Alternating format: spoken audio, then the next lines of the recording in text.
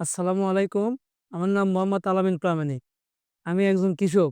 তো বেশ কিছুদিন ধরে লক্ষ্য করতেছি যে আমার গাছের গোড়া পচে যাচ্ছে এবং গাছ শুকে যাচ্ছে এবং গাছ হেলে পড়ে যাচ্ছে, মাটির সাথে পড়ে যাচ্ছে। গাছ কুকড়ে হয়ে আসছে, পাতা ছোট হয়ে আসছে, গাছ বাড়িচ্ছে না। এর সমাধান কি? এক কৃষক ভাই প্রশ্ন করছেন, আমি আলু চাষ করছি, আমার আলুর গাছের পাতাগুলো হলুদ হয়ে যাচ্ছে, কুঁকড়ে যাচ্ছে, গাছ বাড়তি হচ্ছে না। সমাধান চাই। আপনি যে আলু চাষ করছেন, আপনার আলুর পাতা কুঁকড়ে যাচ্ছে, হলুদ হয়ে যাচ্ছে, বড় হচ্ছে না। এর দুইটি কারণ হইতে পারে।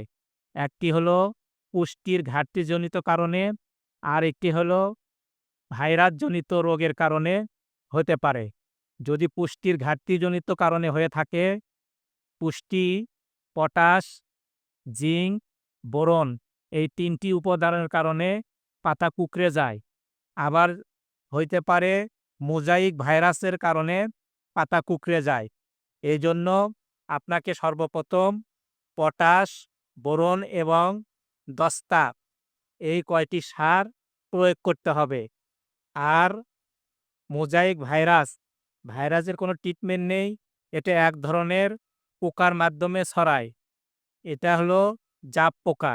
এই জাপ পোকা দমন করলে এই ভাইরাসও দমন হবে। এইজন্য যেকোনো একটি অনুমোদিত কীটনাশক প্রয়োগ করতে পারেন। এটা হইতে পারে এমিটাপ, একতারা। এই ধরনের কীটনাশক আপনি 1/2 মিলি ১ লিটার পানির সঙ্গে মিশে প্রয়োগ করতে পারেন। এইভাবে আপনার আলুর পরিচর্যা করতে থাকেন।